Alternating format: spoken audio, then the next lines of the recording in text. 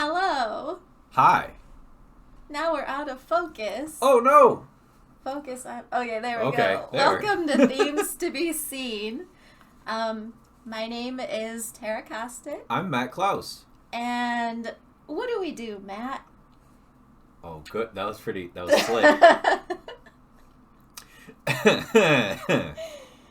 Tara and I, oh, geez, now I got something in my throat. Do you need your coffee drink? No.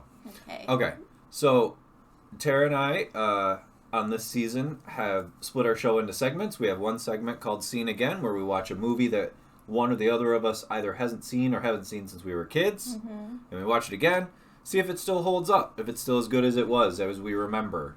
Correct.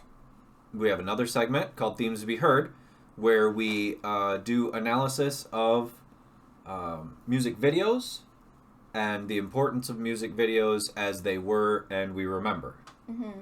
Since many film directors that we know today started making music videos, like that's how they started their careers, or sometimes they still do go back and direct music videos, but the music video just doesn't have like the same relevance anymore. Right. So.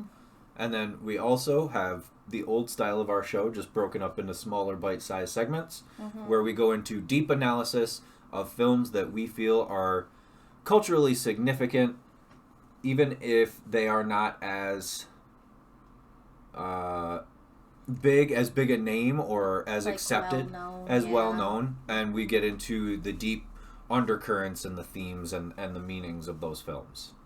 And I'm not going to lie, I'm a little sniffly right now. We'll get to it later, but the main film that we are analyzing right now is Southpaw, and the segment we watched tonight was pretty hard-hitting. It's pretty one of, difficult. I gotta be honest, it's one of tear-jerking. The hardest film scenes I think I've ever seen. Yeah, and we'll get to that later. First, news surrounding the show. We had an incident last week. Mm-hmm. If you watched last week's show, you might notice that we were sitting like this for most of the show. And that's because it was probably, 40 degrees in here. I'm surprised by the end of it we couldn't see our breath, but we had that carbon monoxide scare Saturday, and then we didn't have heat the whole day, but we still wanted to do the show, and so we did the show, and then we left for the evening, and pretty much we didn't have heat the whole week until Friday, so we would work during the day, and I would work here because I work remote and I need our internet, and then after I was done, we would pretty much pick up, transport the boys, and then we'd go stay the night at a friend's house. But yeah, so we fell behind this week on, putting our clip shows together, and we still need to put the episode on Spotify. And, so we're gonna be doing triple duty all week, because not only do we have last week's episode to do, we're gonna have this week's episode to do, and I'm working on something special. Hopefully I can get that done within the next week. Mm-hmm. But quick shout out to Mikey J. Mm-hmm. Mikey J Tats, the owner of Silver Ink Tattoo, who let us crash nights at his new house, and it was super warm and comfortable, and he let us stay. We never felt unwelcome. It was super nice, and it's not something a whole lot of friends have the ability to do for their friends, and he was so cool about it. Letting us take both of our pets, because we have Dyson, and then of course we have our guinea pig, Freddie, the rock and roll guinea pig. So we have a smaller transport case for him, and just every night we would take them, and then every morning I would transport them back here so that I could work. It was just a crazy week. And it was just so nice of him. So, Silver Ink Tattoo, if you're, gotta give him a big shout out. Get a hold of Mikey J and tell him your idea. And as you may have noticed, we kind of have a new look, and we've also been working on new lighting in here. So we are, in the process of the season as it goes by. We'll be making more changes. Yeah, we're still figuring this out. Yeah. But, I mean, that's kind of the point of doing it. You keep doing it, you keep trying things, you'll figure it out eventually. Movie news. Mm-hmm. We did kind of touch on Far From Home last week, right? Just a little bit. Did we? I don't think we did. I don't remember. Well, we've seen 2 movies. Yes. We can just talk about what we saw today. Okay, today. So we did see the latest Scream movie today. I really liked it. I liked it a lot. So the Scream franchise is not a franchise I was ever heavily invested in, although the first one did kind of traumatize me from a young age because it is so realistic, and my siblings and I used to stay home alone a lot at night and stuff, so I love the first one. The second one, it was okay. I've seen all of them in theaters except the third one, which I think the third one is the worst. The fourth one was okay, I guess. I feel like I need to see it. The fourth one was the last one? Yeah. See, I really liked the last one. I feel like I should rewatch it, but then, with this one, it's not a perfect movie, but it was highly enjoyable and pretty funny at times. There were times where it was upsetting at times. There were times where it was purposefully funny. Yeah. One of the things I do want to point out, this is probably the most brutal Ghostface has been. The most violent Ghostface has been since probably the first movie. Mm-hmm. On camera violent. There was a while where Scream was kind of all the violence was implied and off camera or cutaway kind of stuff. This one's there are some scenes where it's hard to watch. I can handle gore, but I'm not good with neck stuff. There's a lot of neck stabbing. Throat slashings and stabbings and necks and stuff, and there were scenes where I was looking away. It was pretty gross. But... there are also some purposefully funny moments. Mm-hmm. And there's some things that I didn't expect.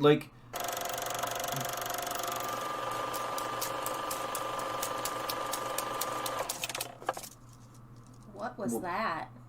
I don't know. A weird sound just came out of our computer. There's a lot of stuff on top of it, though. Have you seen anything else?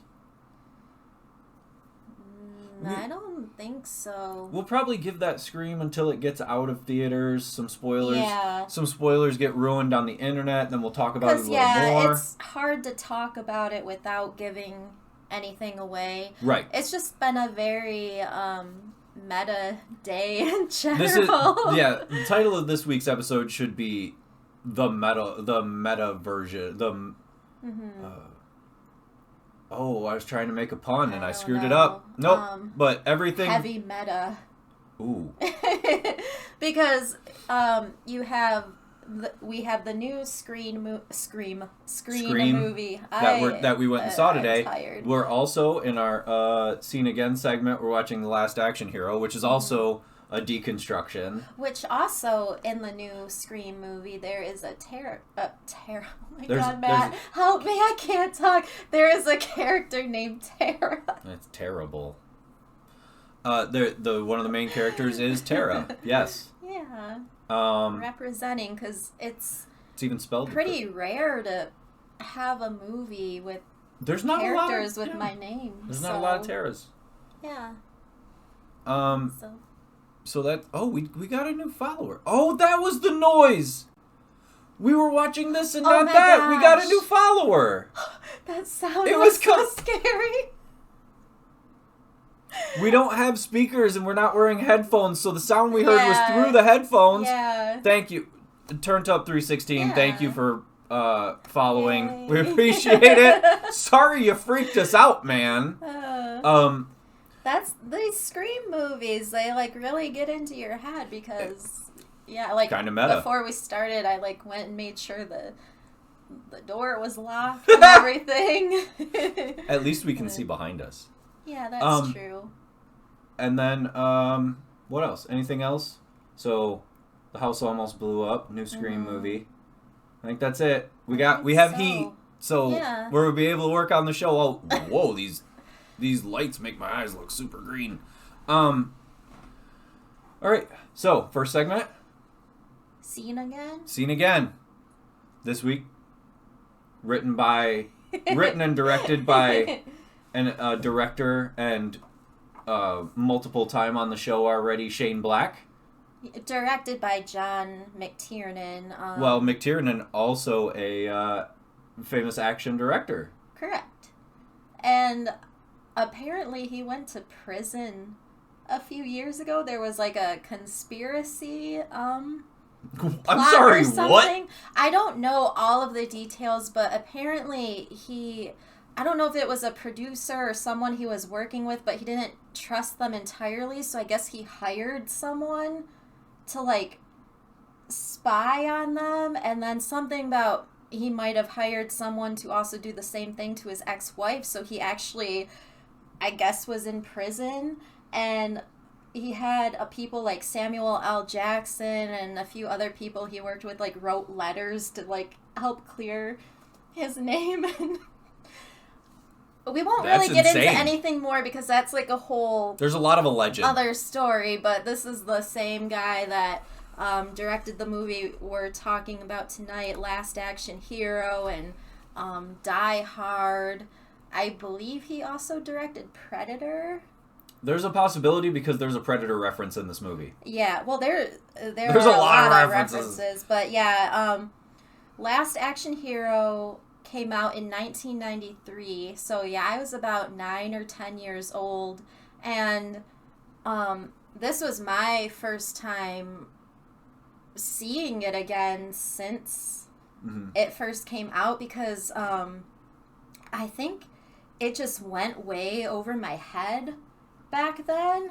Like, I didn't totally understand what was happening, which I can understand. This was not a successful movie by any means. And that's part of the reason it wasn't successful, I believe, is because it went over so many people's heads. Like, you watch it, and if you have no sense of humor about it, you assume that it is just a horror action movie. Yeah. Like, it's over the top. But rewatching it now, I'm like, wow, this is so clever and it's really funny. But of course, as a kid, I wouldn't have, understood really what was happening. And also, it did not really succeed at the time because it came out the week after Jurassic Park.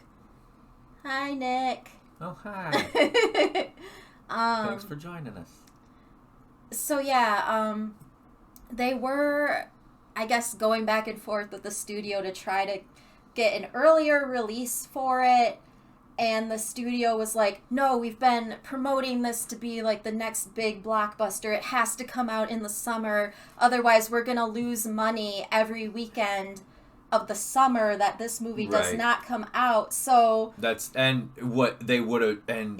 hindsight, they would have been smart to hold it off until August. Because Jurassic Park came out the week before. And dominated for months. I can still remember when Jurassic Park came out, and I do not remember much about this movie coming out. I remember I eventually did see it, like, when it hit home video.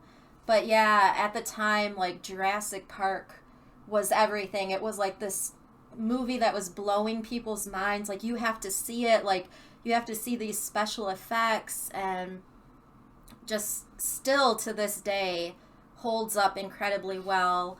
Although I do think Last Action Hero does as well. Like, and here we go again, talking about Jurassic Park when we should be talking But that's the thing, like, so this came out the week after Jurassic Park, and it did open in second place, but of course it was Jurassic Park's second week at the box office, and it just kept holding on to the number one spot. Yeah, Jurassic Park held on to that number one spot for, at least, I believe, like 3 months. It was a long time.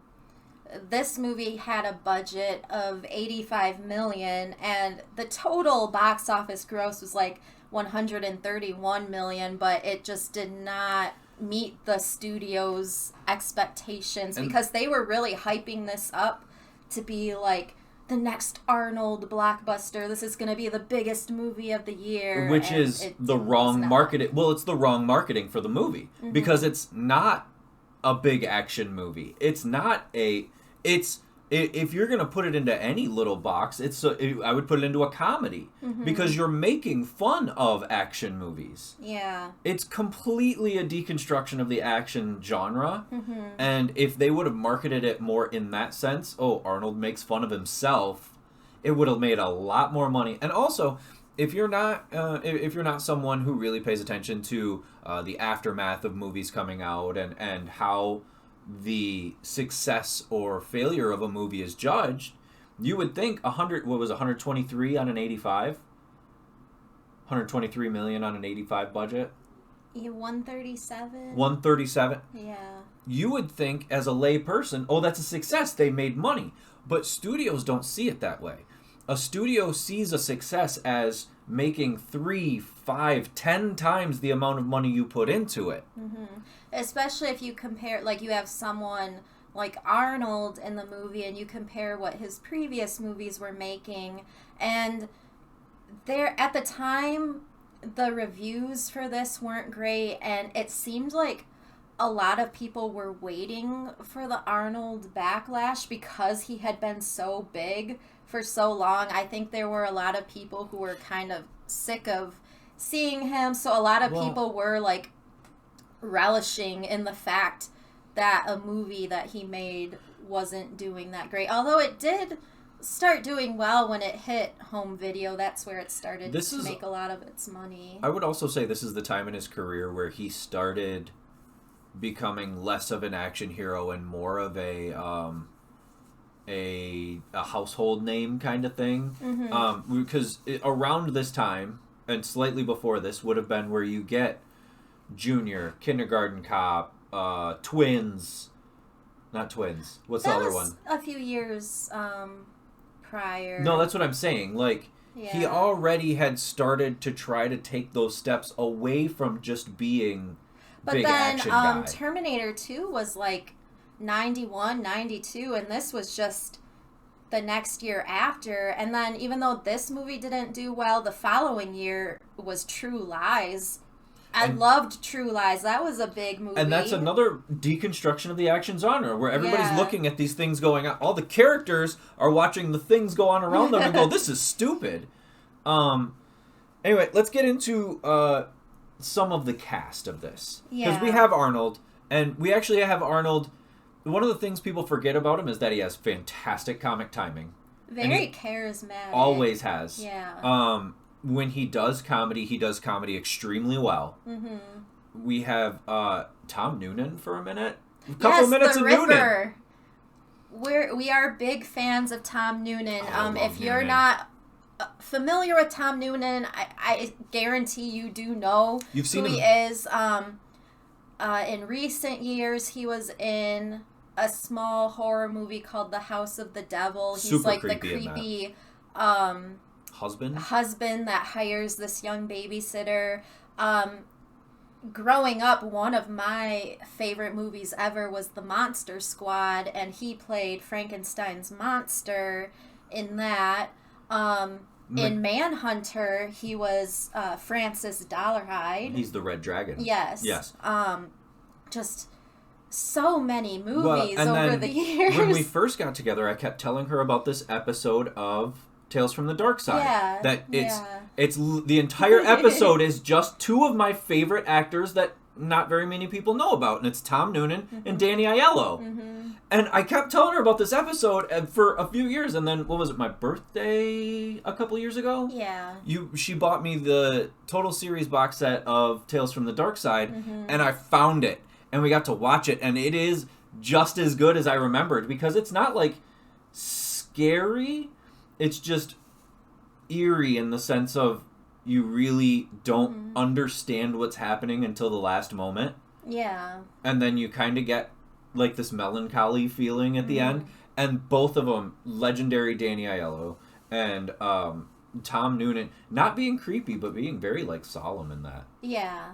So yeah, Tom Noonan. In is this, just... he plays this character called the Ripper, who's like you assume he's kind of he was a villain in a past Jack Slater movie, and you kind of get almost like cold open stuff from him. Like the Ripper thing is the cold open of the movie.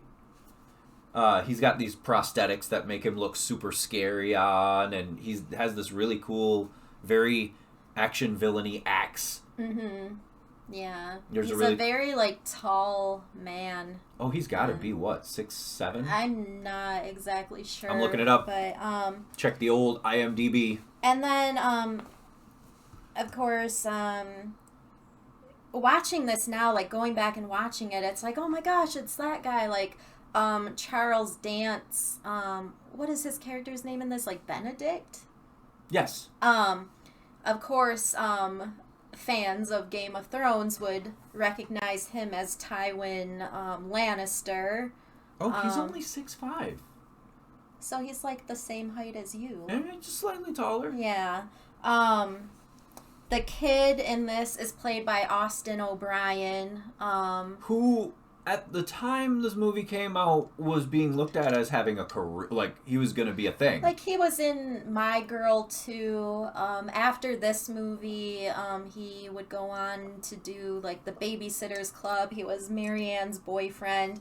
And then, yeah, he kind of just like disappeared. He's a photographer now, so it's not like he's not doing well for himself. He just left the business. Right. We have F. Murray Abraham, which there are a lot of jokes about Amadeus in this movie that are very clever. Anytime, he's on screen, Danny is like, that's the guy that killed Mozart. Yeah. No, that's the guy that killed Mozart. And at some point, Arnold looks at him and goes, he says you killed some guy named Mozart. Yeah. And he's like, who? It's a good joke. Yeah. We've got other actors like Anthony Quinn, Art Carney, Mercedes Ruehl plays Danny's mom, Frank McRae plays the chief, the police chief. Bridget Wilson plays Arnold's daughter in this. Madison? Is that her name? Yes. Okay. Which also she's given. Bridget Wilson is the only person in this who, as an actress, is given a different name in the real world than she is in the actual real world. That was really hard to explain with words. And then Robert Prosky plays Nick. He is the older man who runs the theater, and he was in Mrs. Doubtfire. He was the producer of the TV show. Was he the one in Hook? Was he in Hook?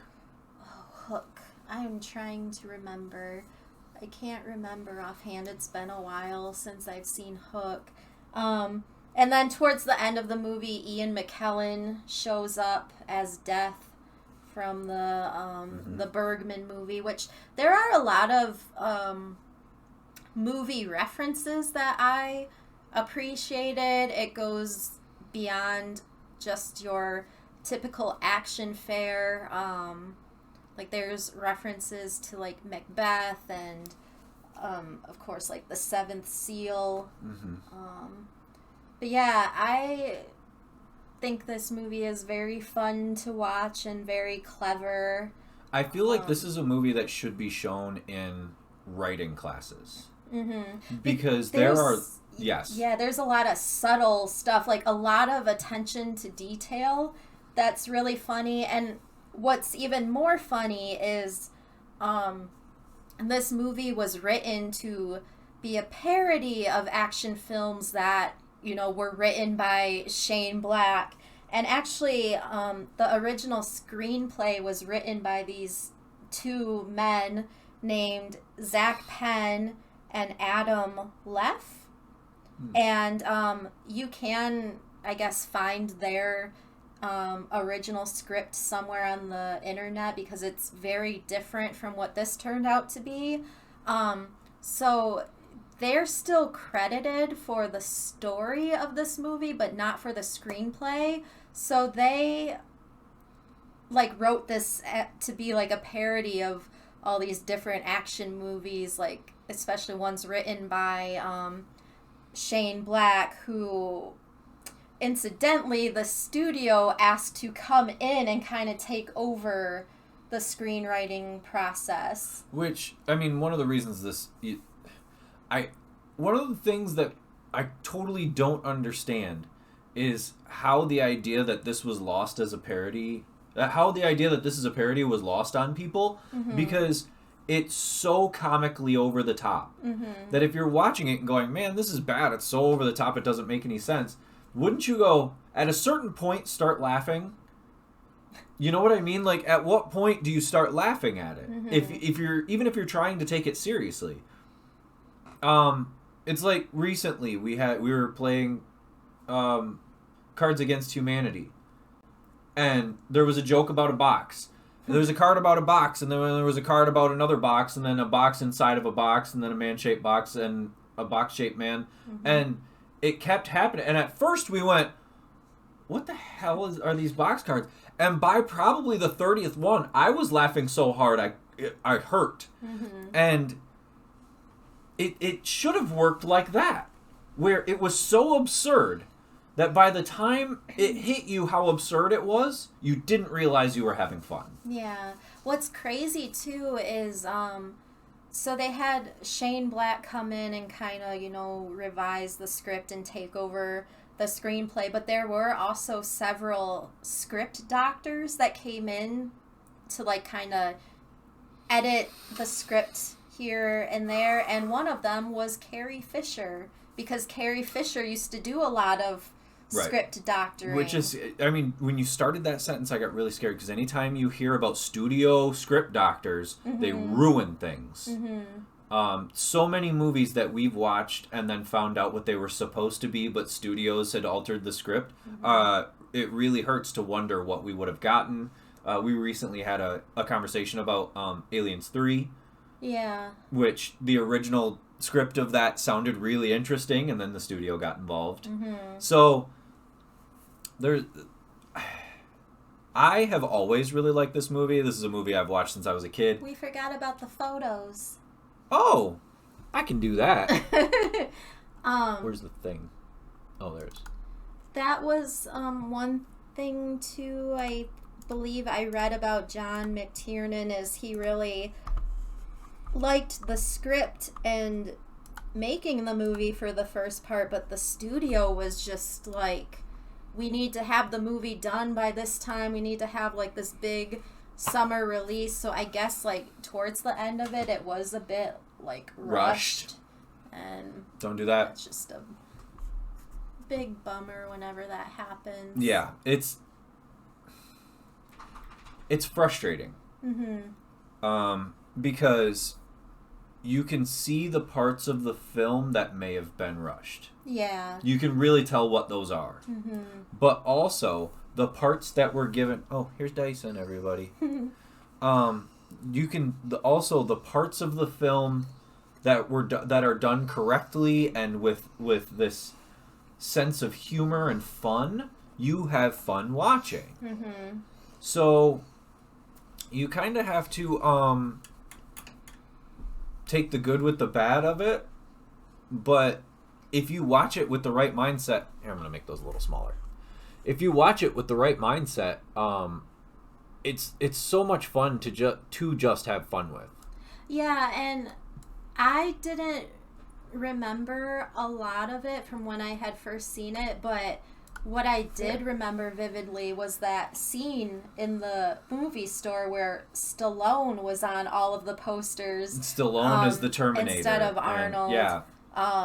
But there's just so many funny jokes, and then I always like to notice different things when watching this, like the scene where they're at his house and they're kind of like holding them hostage, and then Arnold is like shooting people with all these machine guns, and there's a guy who gets his head put into the wall, and then he's just stuck in that position. His head is stuck in the drywall, and he's trying to move, but his head is it's pretty funny. So the characters will be like passing him, and he's still like just standing there with his head in the wall. But there's a lot of things like that in this. Okay, the reason this movie even came up for this segment is because I was watching it for my own funsies, and she was somewhere and then got home, and she was like, "What? I haven't seen this in forever." It's like sat down and started having fun with it with me. Yeah. And the part that grabbed her, the thing that made her go, "Okay, maybe this is a good movie," is a scene where they're driving. And when people are driving in a movie and you see them going like this and they're talking and they're not looking, but all the cars behind him are like crashing into each other. Yeah. All the cars, because he's kind of like, you don't realize that he's going like this, so his car has to be going like this. So all the cars behind them are like spinning out, and it's because Danny is this kid who loves action movies, and he loves these Jack Slater movies, and Nick, the older man who runs the theater, has this like magical movie ticket. It was given to him by Houdini. Yeah, so Danny gets pulled into this movie. So like most of the movie is Danny trying to convince Jack that it's all a movie, and he knows what's going to happen. He knows like how the minds of the bad guys, and so in the car, they're pretty much just arguing because he's trying to convince him, like, no, this is a movie. And so, like, Arnold keeps, like, turning to look at him because he's in the back seat, and just seeing all the cars behind the car, like, crashing and stuff like that. It was really funny. Yeah. So Nick gives him the golden ticket. He tears it in half. And the reason Nick, an older man, he says he was scared to use it. Which I believe is an allusion to some people denying themselves their imagination. Yeah. But he finally tears the ticket and he hands one half to Danny, who goes to watch the movie and then gets pulled in. Because, so the new Jack Slater movie is coming out, and Nick has like an early copy of it that he's gonna watch. Right, he has to preview the print, so that when it goes to the big, because his theater is going out of business, so he's gonna preview the print for a little bit of money, so that he can make sure it's so that he can send it to the big fancy theater for the premiere, and everybody will know that there's nothing wrong with it. He's gonna make sure there's nothing wrong with the print. And he goes, "Hey, Danny, well, I mean, there's going to be nobody else in here if you want to come in at midnight and watch the new Jack Slater before everybody else." And of course he does. Yeah. Go on. I interrupted you, I think. Oh, no. It's okay. It's just so much fun. So he gets pulled into the movie because the ticket allows you to travel back and forth. There's no... It's one of those things where, like, it's the MacGuffin of the movie, but also there's really... Ow, I have something in my eye. Okay, I'm better. There's no rhyme or reason to it. There's no rules to this ticket. Which, I mean, if we're writing the ticket as this allusion to the creative process or being... creative, using your imagination, that's correct. There's really no way to unlock the potential of it.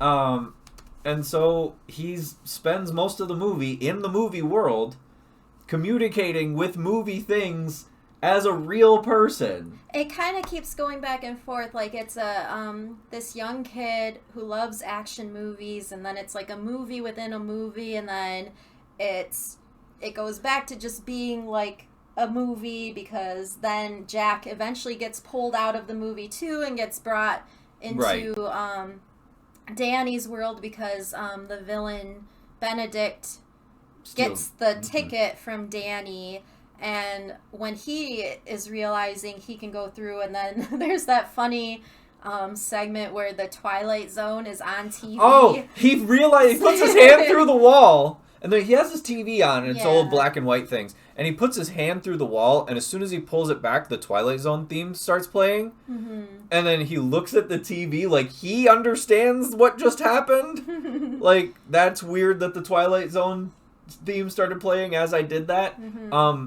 But then, later in the movie, when they do enter the real world, and they're interacting with the real world... Mm-hmm. There's actually a super scary scene in this movie where Benedict finds a guy and murders someone. He shoots him like 10 times. Yeah, because so he's walking down the streets, and this is Los Angeles, is it, or is it? Yeah. Oh no, they're in New York. They're like the. Oh, okay. Yeah. Sorry, I have to sneeze and. It's kind of just sitting there. Do you want me to? No. Okay. Hold on. Okay. Bless you. Thank you. No matter how adorable it was. Good. So. That was cute. So he's walking down the street, and like he's seeing violence and stuff, and like he's realizing like there's no cops around or anything. So then he's like, what would happen if I just, like, start shooting people and no cops show up? Well, not only that, he kills the guy, and then he walks in the middle of the street, and he goes, I just murdered that man. Mm-hmm. And he waits for sirens. And I'm gonna kill more people. Mm-hmm. Nothing. Yeah. So he realizes he can do whatever he wants here. Because... the real world is scarier than those movie plays. Like, even though we see the violence and the explosions and the craziness on the screen in the movie world, the real world is a whole lot scarier because there's actually not that much stopping it. And there's not, in the movie world, we see there's really not a lot at stake. Like Arnold gets shot and stuff, but he's never seriously harmed, and there's, like, a cartoon... cat cop and stuff like that. It's like the black and white digitization of Humphrey Bogart. Oh yeah. But yeah, so what you just said is a totally important thing, because in the movie we see Jack get hit by cars and get shot and all this stuff, and he can that one scene where he jumps out the window and he's doing the flips and stuff. But then he comes to the real world and they barely get into a little like fender bender car crash, and he goes, ow! Yeah. He's like, that really hurt. And he goes, yeah, this is the real world. Like, stuff actually hurts here. Mm-hmm. And, like, you see, like, this, like, existential crisis. Arnold actually does a really good job of having a moment of crisis of, oh, no. Like, I don't matter in the grand scheme of things. Mm-hmm. And there are parts that are of this movie that are bigger than the movie itself, I believe. But it's never boring. Like, it's always fun. Even towards the end, the big premiere of the movie, that's pretty entertaining because we have both Arnolds together in this world, and then Jack Slater doesn't realize, when he starts also to realize that he's not real and that the memories that he has, like, aren't real, like, the Ripper gets brought in, and he's at the premiere, and everyone's like, oh, like, you're the actor dressed up in costume, but then we also see Tom Noonan, like, the real Tom Noonan. There's just so picture of JCVD here. Oh, yeah. But also, like, we see Jack Slater try to save the real Arnold, because in Benedict's mind, if he kills Arnold, there can't be any more Slater. Mm-hmm. So he tries to assassinate Arnold Schwarzenegger real world so that he can get rid of Jack Slater's future. Mm-hmm. And we end up on the, I believe they're, what's the name of the theater they're at? It's a famous theater in New York. And they're on, the climax of the film is on the roof of it. Mm-hmm. And it's almost a rehashing of the first scene we see, where we see Jack Slater's son get killed by the Ripper. Mm-hmm. And the ending sequence is really good. Like, you actually, it's funny because you see those same things in the movie world and you're like, oh, action movie. Then you see the end of this and you feel the stakes if you're not paying attention.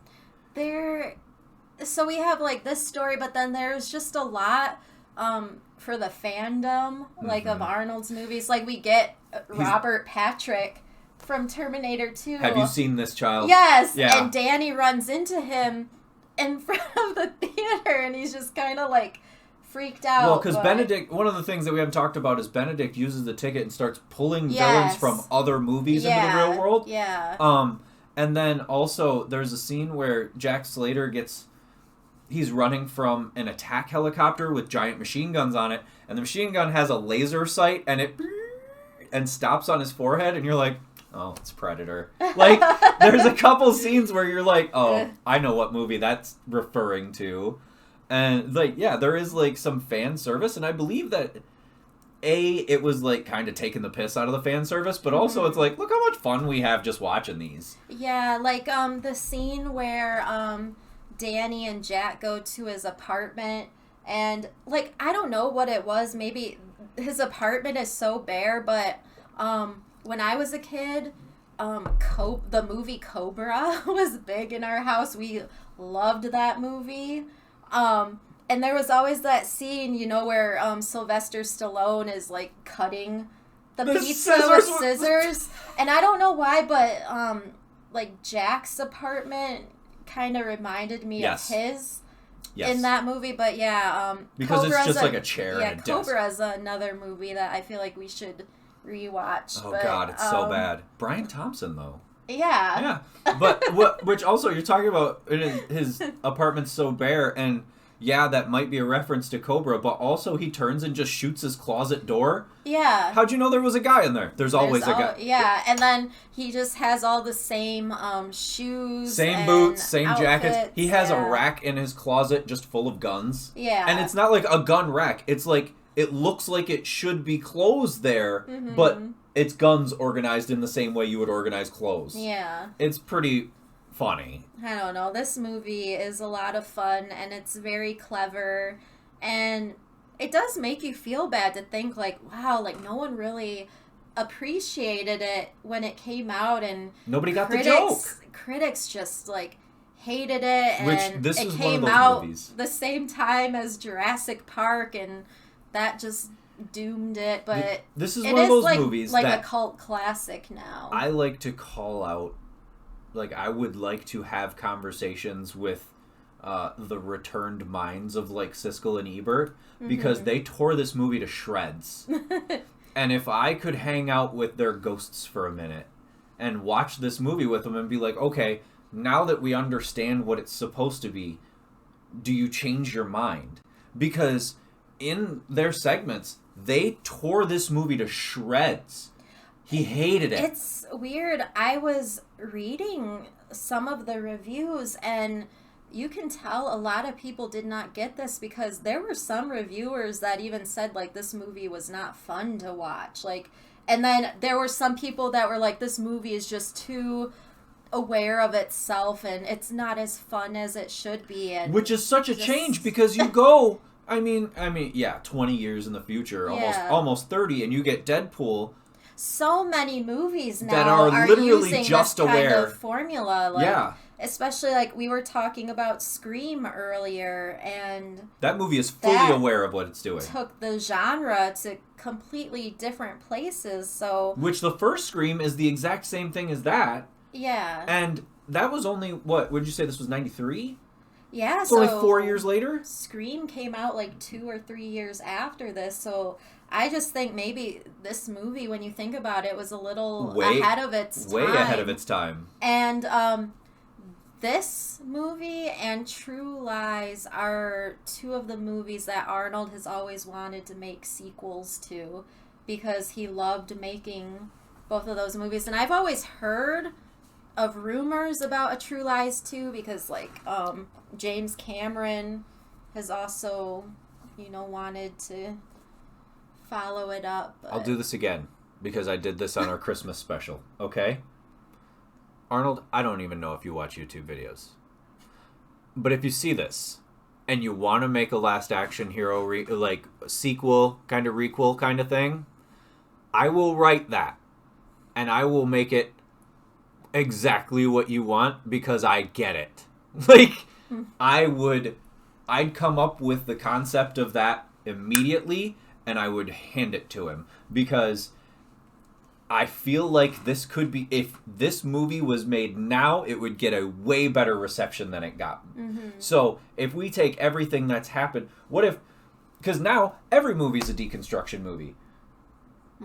So how do you, like, all you have to do is turn that on its head, really, or make it like the silliness of grittiness is the same. Instead of over the top explosions and action, what if we take, because now everything's dark and gritty and broody, just do that same thing and turn it on its head. You know what I mean? Where, like, because what would happen if dark, gritty, broody action hero got brought into our real world? What do you mean there's a pandemic? What is that? You know what I mean? It's scarier in the real world still. So, hey, Shane, Arnold, you ever want to write that sequel to Last Action Hero, I'm here for it, and I want to do it. All right. Well, yeah, so Last Action Hero, it is currently on Netflix. Fully recommend. Yeah. Move on? Sure. Okay.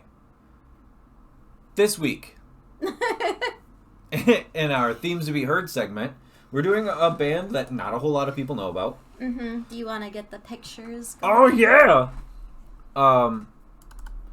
We're doing... Here, you do intro. I can't do both. I'm waiting for you to get the pictures. Okay, up. I'm having a hard time. Oh, there it is. Boop. Bloop. Scoop. Done. Is that too small? That's a little too small. A little small. Yeah, I want to do this thing too.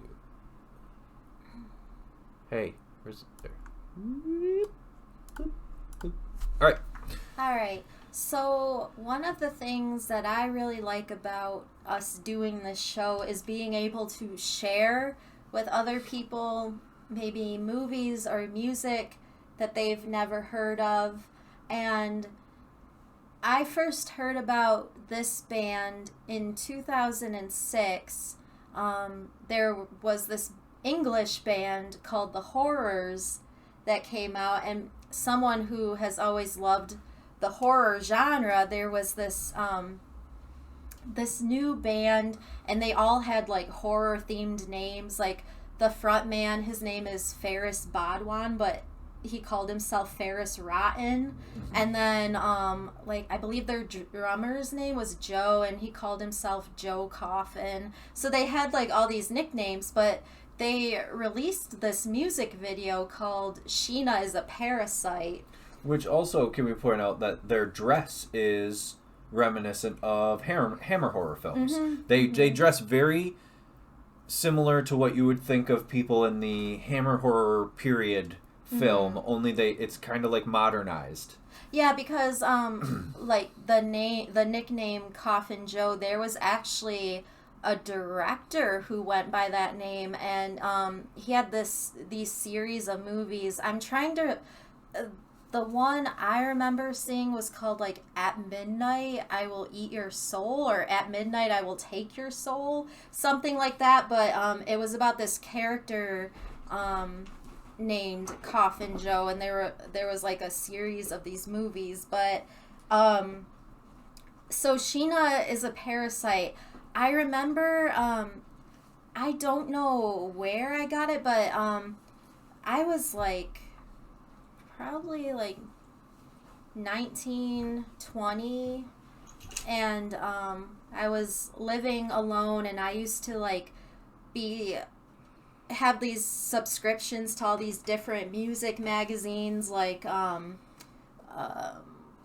Blender and stuff like that. And then somehow... Did you have an AP subscription? No. Okay, good. In 2006, there used to be... I used to get like all these free like CDs, like singles for new bands coming out. And constantly. I got them constantly. I don't remember where I got it, but I did get one from the Horrors, and I kind of just like passed it off. It was like, oh, there's this new band, and they have the CD called Strange House, and I kind of just like blew it off, I guess. And then it took me a while, and then I saw this music video, and it's really creepy. And Which it is creepy, but when you watch it with like a filmmaker's eye, yeah, you have the band, a strobe light, a model, and a dead octopus. Yeah. And they made an amazing video with just those 4 things. So if you ever feel like, oh, I just don't, I can't figure out what to do for this, if you take your idea and simplify it, you can still do something good. Because this video is really good, and all they had was a model and a dead octopus. Yeah, so Sheena is a Parasite was their debut single from their debut album Strange House, and it didn't chart or anything like that. Like, I guess it didn't chart because it contained, like, stickers and inserts. I'm not exactly sure what that means, but that's the reason that I've read that the single didn't chart. And they did have a B-side. The B-side on this was actually a song that probably your favorite song by them called Jack the Ripper. That sounds hardcore. So yeah, their debut album was like very dark and horror themed, and the title and content of Sheena is a Parasite was heavily inspired by Sheena is a Punk Rocker by the Ramones, and also a song by the Cramps called Sheena's in a Goth Gang. I believe that was the title, but which the name, if you look, the name Sheena, first used by the Ramones, in the song Sheena is a Punk Rocker, explains that anybody can be drawn into this punk rock world. It's like, oh, this nice suburban girl wants to live with the punk rockers.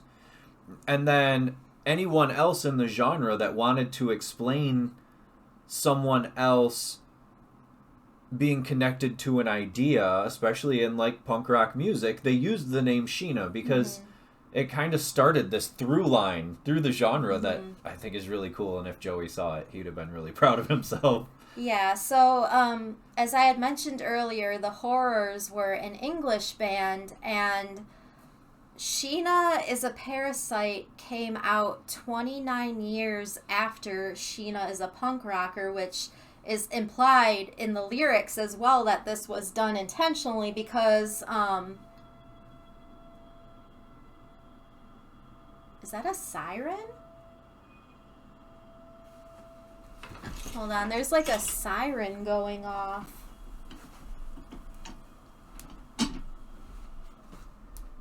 That was pretty eerie. It's gone now, but it's not snowing or anything, is it? No. No. I don't know what that was.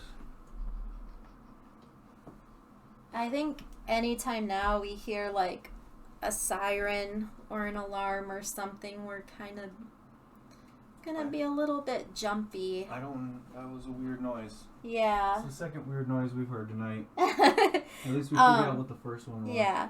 But anyway, there's a lyric in this song, and it says, "It's been 29 years since she came to these shores," and these two songs with Sheena in the title were released 29 years apart, and I've read that this song might be like alluding to did the purge just start? Could you hear it? What it sounded like. No, really, could you hear it over the microphone? That was Please tell me you could. Because that way I know we're not going crazy. I know. Because that was a noise that, like, it freaked us right out. And now it's just gone. But yeah. Oh, wow, you could hear it. That's Yikes. crazy. Oh my gosh. This is just too much. But yeah, so I have read that perhaps this song alludes to the fact that punk rock actually started on like the English shores, and then it was like really, like popularized by bands like the Ramones, and it's kind of like them like taking the punk rock back. Or like, hey, like even just pointing out that it was Americanized at a certain point. Yeah. So, let me see here. The music video, we'll just get into that. So the song is only like a minute long. It's fast. And, I don't think the Horrors had none of their songs are very long. Because even Jack the Ripper's only like 2 minutes long. Yeah, on that first single, I don't think so. Later songs would be longer, but I'll get into that later because this band did change a lot as the years went on, but they did start as this like horror-centric band with this like these horror images, and they went by like these horror character names and stuff. And which is funny because the singer kind of looks like Joey. There's a little bit like the shape of his face, and yeah, the singer of the Horrors I've read is like 6'7". Like he's really tall. Well, so was Joey. And then you have this very long face. And he's very like. It's funny that he's the one kind of pointing out that the Ramones Americanized punk rock when he looks so much like Joey Ramone.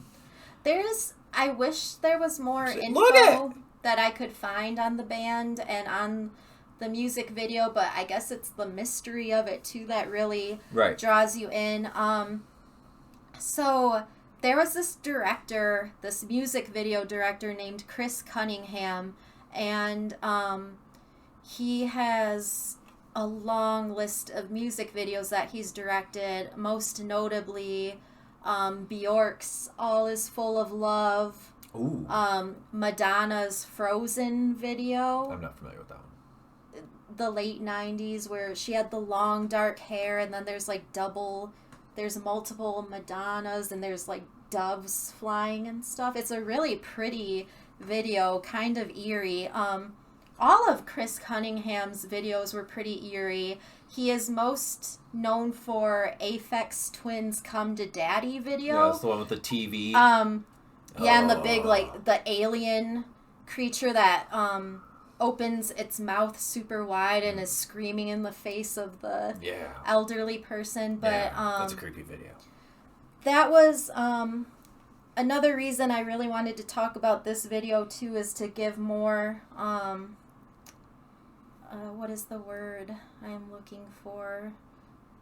Like, bring more attention to him and his work as well, because Come to Daddy, for as long as I've known, has always, like, topped the scariest music videos ever list, or, like, even the top 100 music videos of all time. Like, Come to Daddy is usually at the top of the list.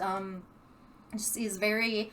creepy music videos, but which one of the things that we've tried to do for years is find quote unquote scary music. Yeah. Scary videos. Like try to find horror themed music, horror genre music that's not corny. It's scary because that is what it is and not because it's trying to be. And the Horrors actually did that really well in their video shows it. Yeah, and I really wanted to talk about this band in particular too, because I am a big fan, and I'll get more into their later work after, because they did grow a lot, and I actually prefer a lot of their work that came after their debut album, but there's two different stories here. Chris Cunningham actually took a hiatus from directing music videos, and he was like on year 7 of that stretch. And there's two different stories here, depending on where you hear from it. There's one story that he heard Sheena is a Parasite on MySpace, and he became really obsessed with the song, and it made him want to like leave his music video directing hiatus and go back to directing.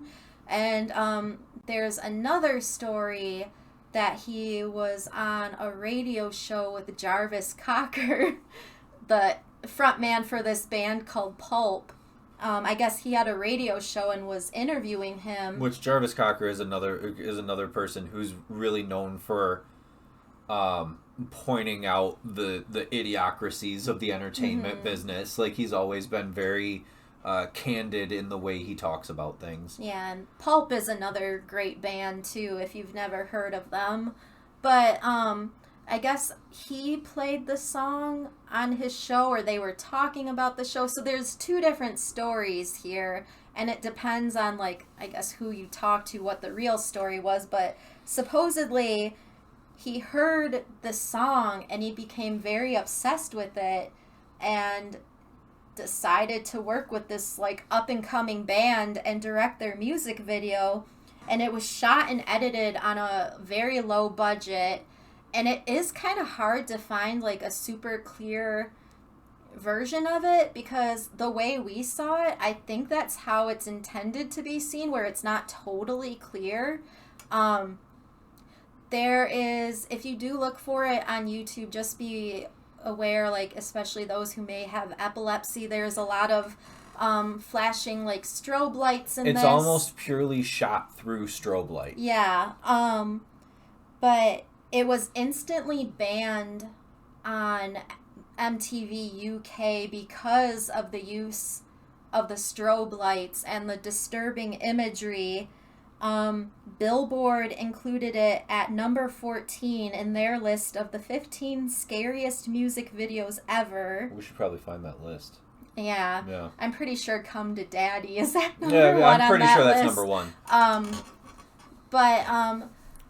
Essentially, so this song, it's a little over a minute long, and it's talking about this woman named Sheena, and the music video stars this actress named Samantha Morton. She's an Academy Award nominated actress, known for movies like Minority Report. She was the girl that Tom Cruise is protecting throughout the whole thing. She was Academy Award nominated for this movie called In America. She also played Ian Curtis's wife in this movie called Control, which we've referenced a couple times, actually. Yeah. Okay, so she's his actual wife in Control. Yes. Oh, that makes a lot of sense. No, now I see. Okay, yeah. Now I see that. Most recently, she's been seen as Alpha on The Walking Dead. Lots of Walking Dead. My mom saw her at the gym. My mom lives in Sonoya, Georgia, kind of by where they film The Walking Dead, and she would, like, see her working out at the gym. And it's so funny, if we would have done this episode 2 weeks ago, because the New Year's Eve party we were at, we were hanging out with one of the number one The Walking Dead podcasters in the country. And this would have been something really cool to talk. Oh yeah, we just did something and had Alpha in it. And yeah, so if you're a big fan of The Walking Dead, their podcast is The Squawking Dead. We Squawking Dead. Yeah. And Rachel Burt is a good friend of ours, and Eric Burt, future guest on the show, her husband. Yeah.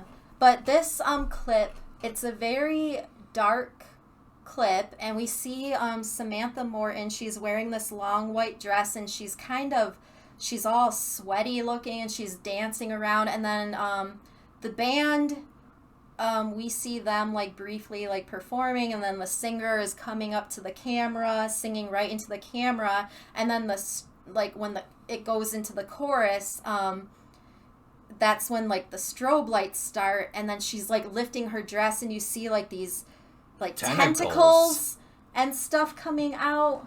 That's the list right there. Yeah, so Nick has the Billboard list right there. Oh, yeah. Is it Come to Daddy that's number one on that? That's the music video director of this. That was also a video that he made. One of the things that's really interesting is that not only do the tentacles come out, but there's, like, Yep. Slime. Like, there's, like, a slimy... Yeah. The camera gets slimy, and she's slimy. Not only is she dancing, but after the chorus starts, she has these very scary faces. She's screaming. She's doing a very... That's doing Samantha Morton right there. She's doing a horror performance once that, like, turning away from the camera. You have the one shot of her turning away from the camera and almost like...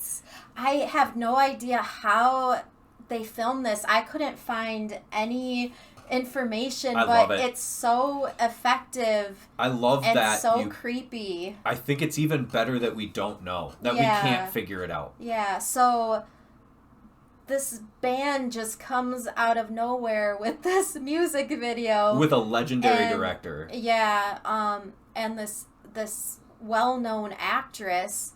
But the horrors never really made it big in America. That one is the one on so they had their debut album was more like, genre specific, and then they released their sophomore album, Primary Colors, which to me is one of the best sophomore albums of any band I've ever heard. There was so much growth. Ferris, the singer, you can tell I don't know if he started taking like voice lessons, but his voice just paying attention, like really improved. They started kind of heading more into this like kind of new wave sound. There's more like synth on it. Yes, shoegaze. The first song I heard on this is, many called it shoegaze. What is the name of it? Now I can't think of it. I just loved their second album. They have this song called Sea Within a Sea. It's like 8 minutes long, and it's just it's the closing number on that album, but so much growth from the debut album to the second album. And then their third album was more of that 80s, Who Can Say? That's what it was.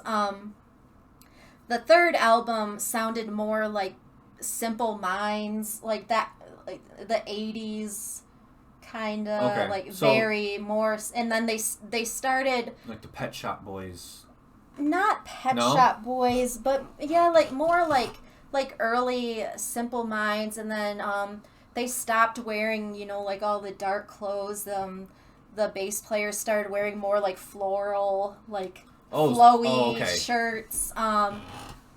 Just, I don't know. Which actually, there's a couple in this video. There's a couple really cool scenes. There's a cool, of the band. They were very cool looking. Well, you can tell that he recorded them going like this. Yeah. And then played it on a boomerang loop, so it looks like they're kind of like moving in this really staccato. Well, the bass player actually, they swapped roles as well. I believe the guy that played like organ and the keyboards on their first album, he swapped with the bass players. Then the bass players started doing all the keyboard work, and the keyboard players started doing all the bass work. But which also it could have been one of those bands where everybody plays multiple instruments, so any song could have been anybody. And the guitarist, his name is Joshua. He was very inspired by bands like Sonic Youth. Like, he was into like building his own guitars and like making his own sound.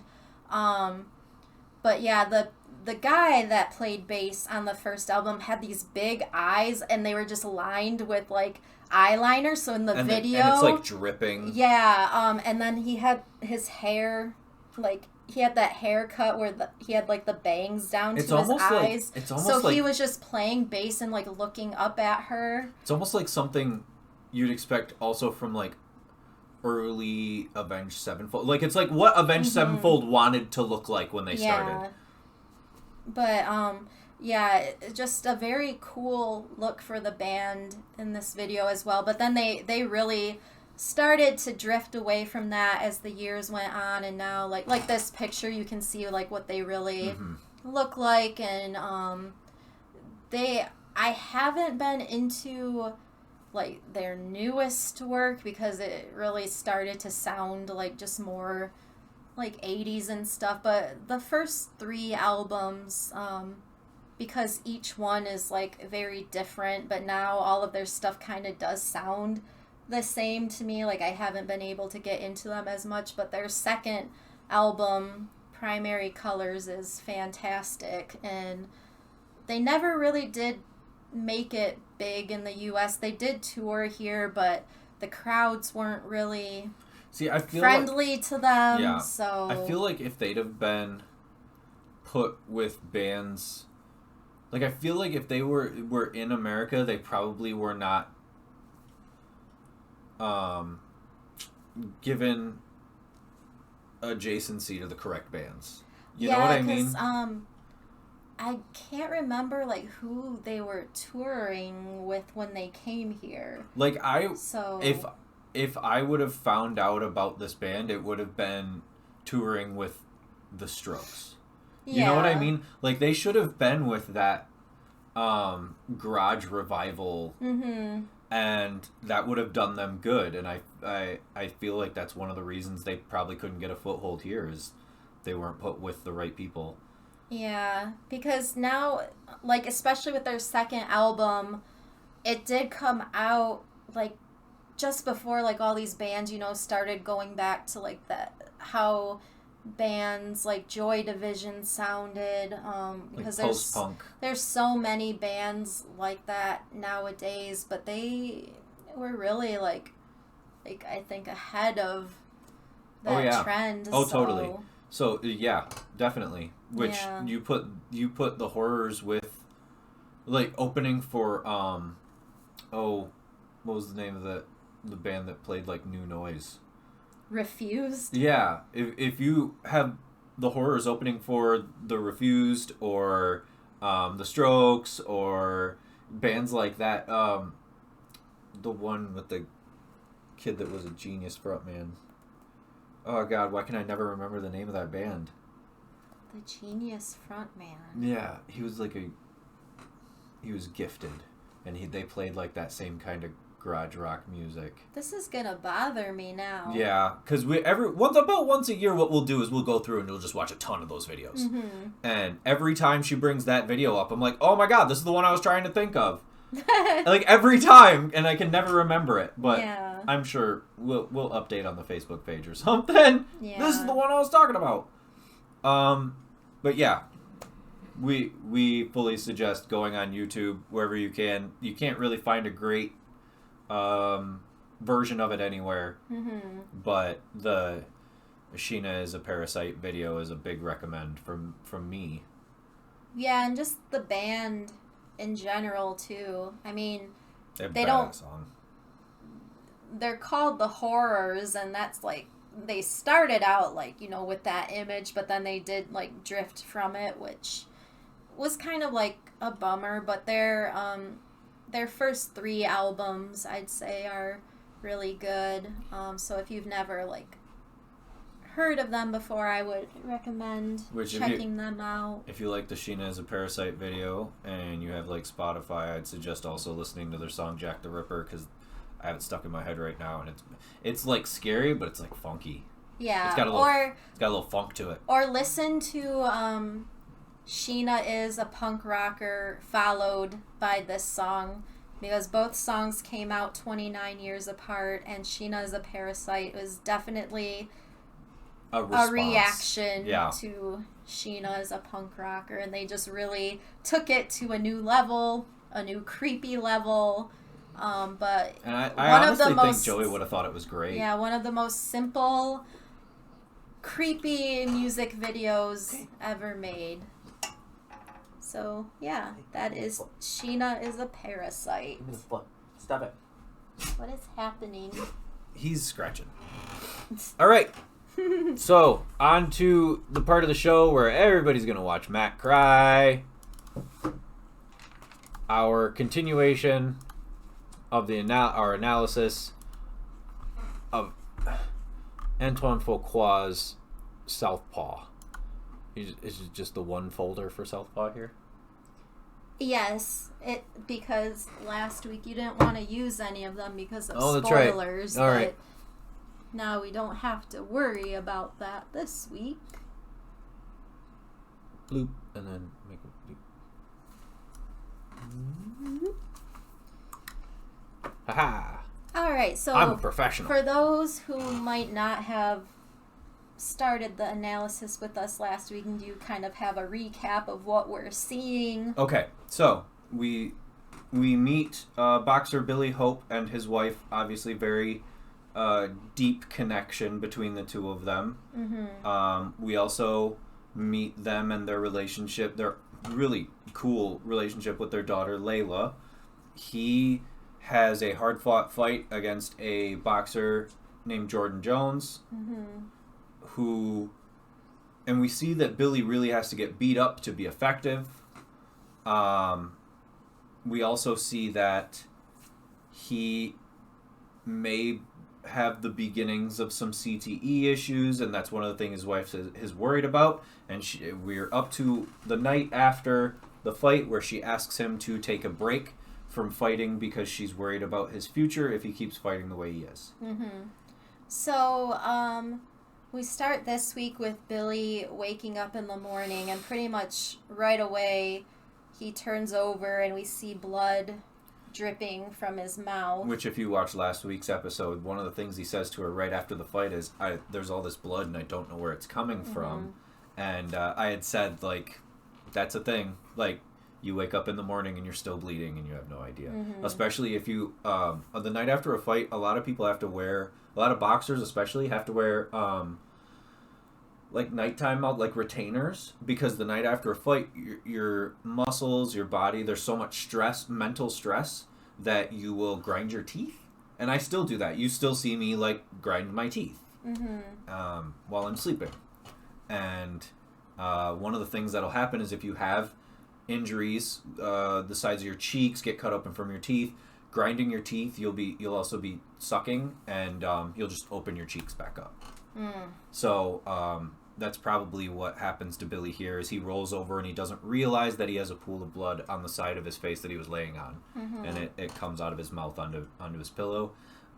We also see him sit up, and the first things you see on his back are the ropes, the giant welts all the way across his back left by the ropes, and this huge knot welt on his side from taking punches to his body. When we see it cuts to him in the bathroom, but then we see him walking away. We actually see him walking a couple times, and he can't bend his knees or flex his ankles. One of the reasons for that is the pressure and the way that you stand, and the strain that you put all those joints on throughout the course of, because a boxing match is 12 3-minute rounds. And that's a long time to put those joints under that stress. Constantly. There's 1-minute intervals where you're not. And so the next day, one of the amazing things about this movie is that he's walking the next day at all. You generally don't. And then when he does wake up, Maureen, his wife, but she's also known as Mo, there's like a little pink Post-it note on the wall, and it says, "You should see the other guy." Which is funny, because in the press conference, we see Jordan Jones, and he doesn't look that bad. But that's what he said to Layla. Dad, you got cut really bad, or you got hit a lot tonight. And he goes, "You should see the other guy." And she says, No, she shouldn't. So it's kind of like a motivator, a spirit lightener for him, being in the pain that she knew he was going to be in. Because she's pretty much like the main motivation in his life. She's always been there for him. She's the one that can always seem to get him to think clearly. To focus. Yes. Yeah. Which we see a couple times just in the segment we're going to be doing today. Yeah. So then it cuts to Layla jumping on the trampoline. In this very slow motion. Yes. This shot of, this rare shot of pure innocence in this movie is her just having this giant smile on her face, slowly jumping on this trampoline.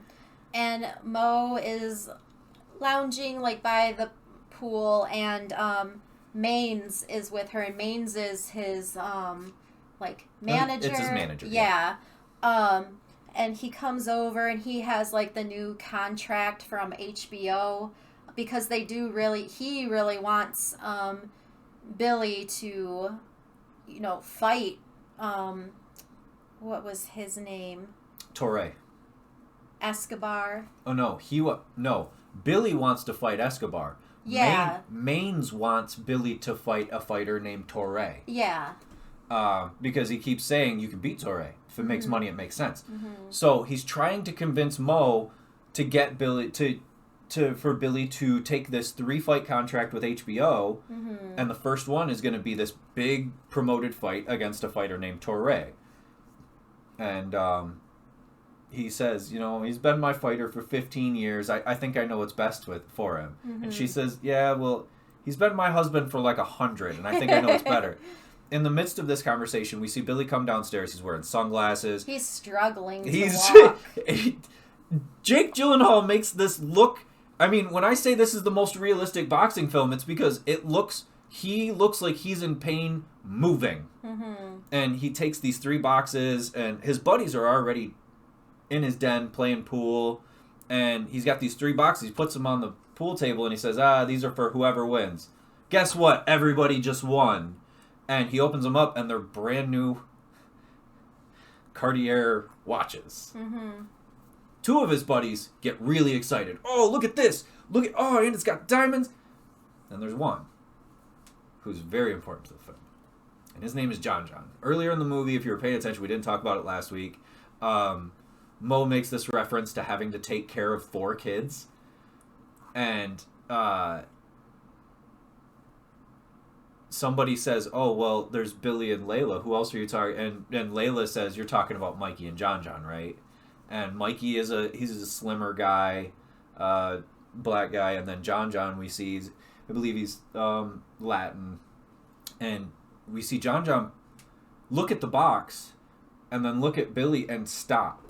And Billy actually has to take the watch out of the box and unwrap it and hand it to him. Mm-hmm. And when he hands it to him, John John wraps it back up and puts it in the box and gives him a hug and says, you didn't have to do that. Mm-hmm. That's a big deal later. Mm-hmm. But he comes outside to join Mo and Maines, and they're in this conversation. One of the important things that we see from Maines in this is as Layla's jumping on the trampoline, he says, I smell an Olympic gold in your future. Flip a little higher. And she's like, no, don't be. She's like, be careful. And that really shows a lot about the character of Jordan Maines. The pushing. He wants to push people. Look, I see a gold medal in your future, so I see money for myself. I'm going to tell you to do something that's potentially dangerous for yourself because I see a benefit in it for myself later. Mm-hmm. And it's kind of a theme with him because we had that conversation earlier about with Billy about taking the Torre fight where he got upset. No, I want Escobar. No, you want Torre because if it makes money, it makes sense. Now, one of the things, there's this really cool shot when they're having this conversation when he says, you don't have to pay me a thing. And when he says a thing, the camera cuts to his hands. And he's wearing all these gold rings and and a watch and cufflinks. And then it cuts right back to him and he's smiling. And he says, all these other fighters, I got all sorts of other fighters. And they're all coming to me because of my relationship with Billy. So you don't have to pay me anything. That's a very suspect sentence. Like, that might sound in conversation like someone being your friend. But it's such a loaded sentence when you think about it. You know what I mean? Yeah. Don't tell me that you're getting all this business because of your relationship with my husband. Because that means once those other fighters also get successful, does that make your relationship with my husband less? You know what I mean? Mm-hmm. The wording in this film, the wording that's used in this film is so important because the motivations of people are important. You only mean as much to me as the money you're making me, is basically what he says to her, only in a way that doesn't sound like that. Anyway, I need my notes. Hold on. So then pretty much on the next scene, they're upstairs. You can see that Mo is like getting ready, like she's like in the big closet, and Billy is sitting with Layla, and he's writing kind of working on a speech. We find out some things about Billy in him working on the speech. Yeah. We find out that his mother had him while she was incarcerated, and that's why he ended up in the orphan care system. We find out that he never really had anyone except for his foster care worker, who it's alluded to, but it's never said that his foster care worker was abusive. And we also see some subtle hints of CTE here, because he can't think of how to spell the word incarcerated. And he's starting to get a little embarrassed. He doesn't want to talk about his story. And then we see him very quickly get frustrated. Yeah. That is a scene. That is a sign of CTE that shows up early. So it's implied that Billy is already showing symptoms here. So then he's frustrated. He goes into like the closet where Mo is, and this is where we see her, like she's, holding him, and they're eye to eye, and she's really trying to get him to calm down, and she's able to get him to focus. She centers him immediately. Yeah. And she actually makes him laugh. She brings him down and makes him laugh. Put your pants on. And he looks down and he's like, I'm not even wearing pants. And this is where we get one of this, and I don't even know how to explain it, because it's such a beautiful moment between characters, and it's not something you see in films. It's only something you hope to experience, is this moment between Billy and Layla where he goes, hey, I gotta tell you something really important. And apparently this is a thing with them, because she beats him to saying, I love you. And then Mo walks behind him, I love you. And it's like a game for them, of trying to trick your way into saying I love you somehow. And it's just a great moment in the film. And then that's when we go to the speech. Yeah, so they're at this charity event, and Billy is going to give a speech, and it's for the Children's Club of New York, which we can assume is the real world Boys and Girls Club. And we can also assume that it's where he spent a majority of his time, because he grew up in the orphanage. And what a lot of people don't realize about orphanages is they're a lot like homeless shelters, in the sense of you wake up at a certain time, you eat breakfast, and you go. And wherever you go is none of our business, but you come back at this certain time, and then you go to bed at this certain time, and that's your life. So we're kind of led to assume that when he would leave the orphanage in the morning, he would go to the Children's Club and stay there all day. Hold on. So he's giving this speech, and he's still really beat up from the fight. You can see his left eye is really red. It's partially open. He's still all bruised up. It's not the greatest public. Well, it's shown that he's not a great public speaker. And he's kind of just making jokes and referencing his friends at the table and telling them to behave because of all the rich people in the room. The way he says it is great, because he says everything comes back to this Boys and Girls Club. I met all my boys there. They're all at this table. And then he makes the joke of, hey, calm down. There's rich people here. You're embarrassing us. And then he tells this beautiful story of when he met Mo. I was alone on the streets, and I met this skinny girl, and she had ratty hair. But it always seemed like she was there for me. So they met when they were 12 years old. So they've known each other a long time, and they've pretty much been inseparable since they met. Yeah. He says that none of this would have been possible without her. He wouldn't be, like, alive, or he wouldn't be where he is without her. We also get the information that he has had trouble with the law in the past, because he says that she's stuck through him when he's been incarcerated. A number of times. Right. And then, he really, he being not a good public speaker, being someone who doesn't speak well in public, even though he is this quote-unquote star, we can tell he's not someone who is a highly articulate person. Like, it's not his bag. But it shouldn't have to be, and he says, you know, he gives this impassioned speech about Mo, and then says, look, you're all here with your expensive cars and your expensive haircuts and suits.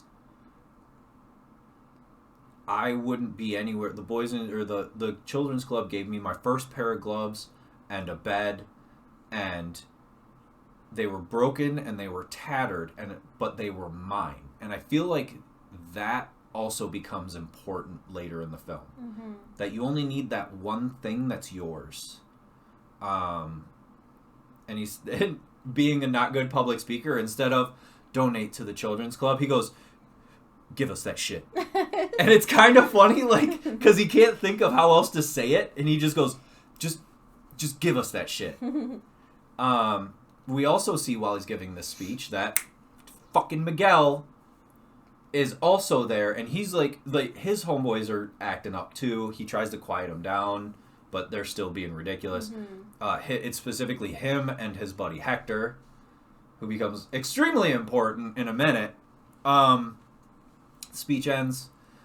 Everybody's leaving. Billy and Mo are walking out, and we see Miguel giving an interview.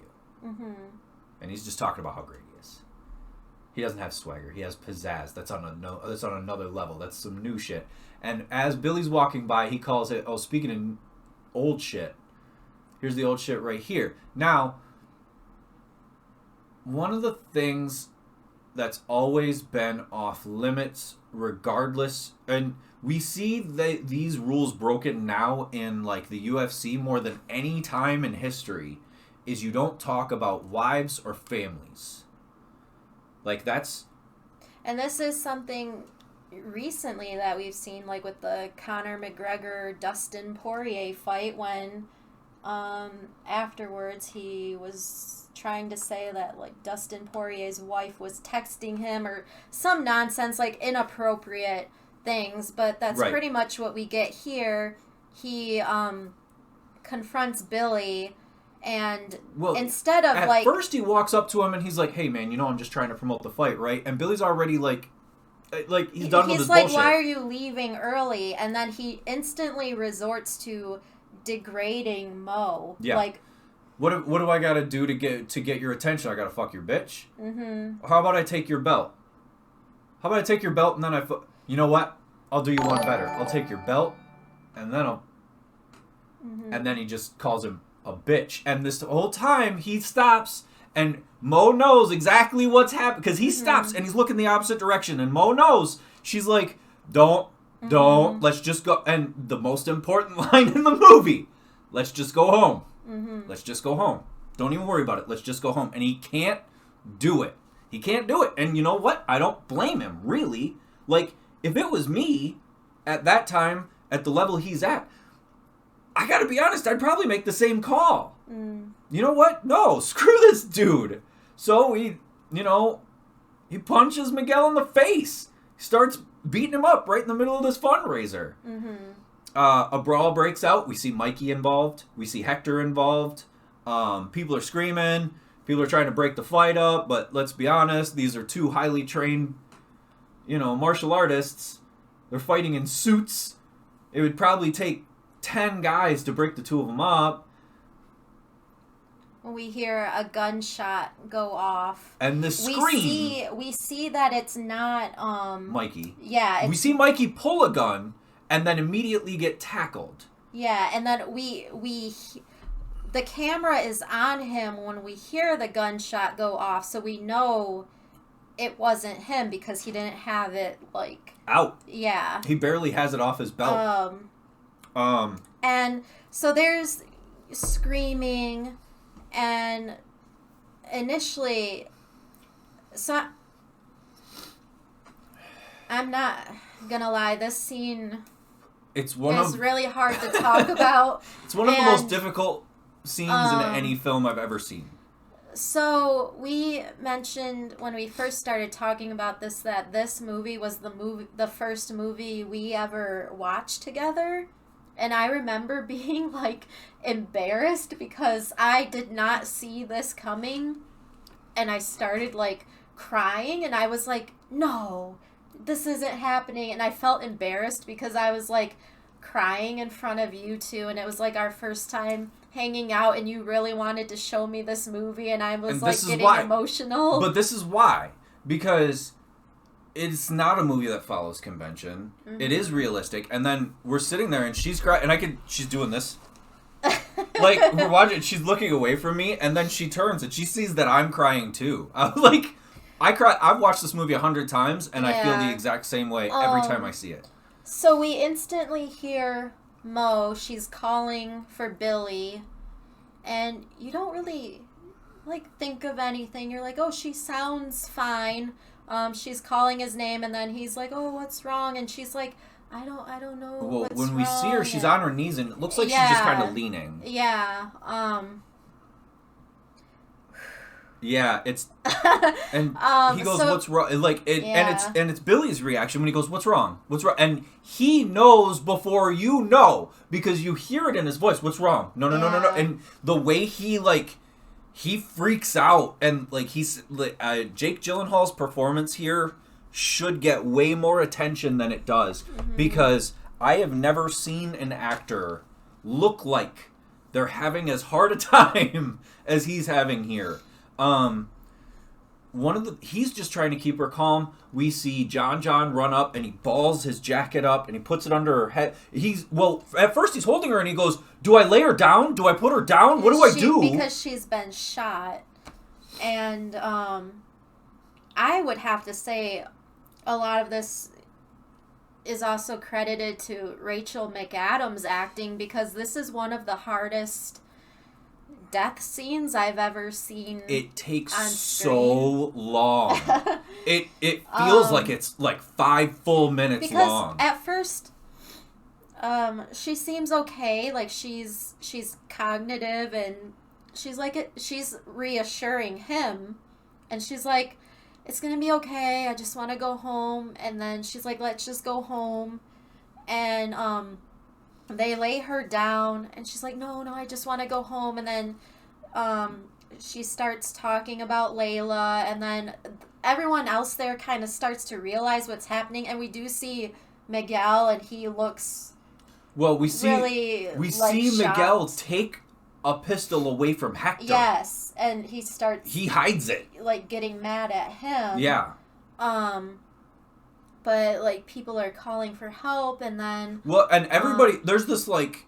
there's this real thing that happens during a fight or when something like this happens in public where people just freeze. Yeah. Like, you see, like... And I don't know how they recreate it, if most of the people in the scene didn't know that this was going to happen in the film or what. Because when it starts happening and we see Billy and Mo having this moment of, oh my God, like, he's calling for help and he's holding her. Do I lay her down? Do I put her head down? What do I do? Everybody else is frozen. Because there's the one buddy that we don't even really learn his name throughout the movie. Yeah. The heavy set guy. Yeah. He's like... Yeah. And so they're still talking to each other, and she doesn't really realize, and then she's like, oh, that's a lot of blood. And he goes, no, it's not that much. It's not that much. But then her mouth starts filling up with blood. It's like it's really slow, and it's really hard to watch, and then she just keeps repeating, I just want to go home. Yeah, and she's talking about Layla. Not even talking, she's just saying her name. Yeah, and then she does die right there in his arms, and you see, like, their friends and stuff just instantly start crying, and everyone's just kind of, like, Miguel and Hector run. Yeah. They run out. Like, and it's not... There's a wide shot of everybody reacting, and in the bottom corner of the wide shot, you see Miguel and Hector running. Yeah. And so, the next scene, Billy is, like, he's being, like, questioned. Yeah. But the way it's shot is kind of interesting because most of it is done, like, in shadows. Like, we don't see, like, we kind of just see the outline, like, the silhouette of the police officer. And then it's, like, the light is just on him, kind of like also, a spotlight. And the way he's sitting, too, it looked, because, like, the sun is coming through, and you can tell that it's what he says, it's 6 a.m. So the sun is just coming up, but it looks like it's running, and he's talking to the cops like this. And he's just covered in blood. His shirt's covered in blood. He's wearing a white suit shirt, and it's not white anymore. The whole thing is pink. He's like, oh, Layla's gonna wake up soon. Like, that's pretty much all he can He says, my housekeeper's the only one there with my daughter. She wakes up at 6. And they're trying to get him to, well, you know, your wife was shot, and the only gun we found was on your buddy, who says he was your security detail, but he wasn't licensed to carry that firearm. So they're basically trying to blame Billy. Like, they're trying to get Billy in trouble for this. And he's just, like, he's just trying to get home.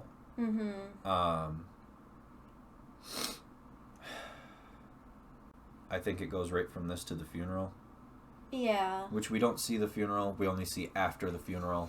Layla leaves without Billy, and he stays behind. Watches the grave get filled. None of this is told in dialogue. It's only score over all this. It's very slow. Fuqua drags us through this process. It's really hard to watch, especially the first time. But as you can tell, we've watched it multiple times, and we're still having a hard time talking about it. After the funeral, and this is where the difficulty of the movie starts. This is the crux of the movie, I believe, is this scene right here. Because essentially, this isn't just a story about a boxer. This is a father-daughter relationship movie. And so Layla is in bed, and she's completely surrounded herself with there's stuffed even animals. like this like canopy net like around her bed, and the way this is shot, it's like it's shot like there is a wall between them, and it does kind of show it in that sense too, where he comes in to turn off the light. Well, he asks her, he says, "Are you hungry? Do you want me to make you anything to eat?" And she looks at him for a second, and her eyes are full of tears. Yeah. And he's crying. And she just shakes her head, and he goes, "Okay." And then he turns the nightlight off, and she sits up really fast and goes, "Mommy leaves it on."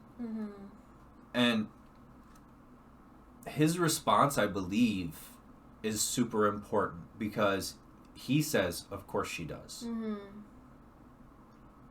And when he walks out of the room, she calls to him, and they both stop for a second, and he says, he responds, like, waiting for her to... But they're still, like, he's on the opposite side of the wall. And they're talking, like, through the door, but... Yeah. And she says, "Never mind." And he walks away. Yeah, like, it's hard for them to really look at one another, and then so he walks down the hall, and he kind of just leans against the wall and slides down to the floor. And cries. Yeah. And, that's where we're going to leave it this week. Sorry for leaving you on that note, but guess what? There's still 3 more segments of this film, and we're going to do the exact same thing until the last one. Because there is not a significant portion of this film that doesn't feel like this until the end. I still hold up that this is a masterpiece film that went completely overlooked, and even talked down on just because it was directed by Fuqua. It's not an action film, it's a dramatic film, and I feel like a lot of people were like, well, there wasn't enough of this. There wasn't enough boxing. There wasn't enough... That's not what it is. It's not. And so, go ahead. Yeah. I hate to leave it on a downer, but if you'd like to follow along with the rest of our analysis, I'm not sure where you can find Southpaw. I'm not sure if it's not on any streaming site. We looked everywhere.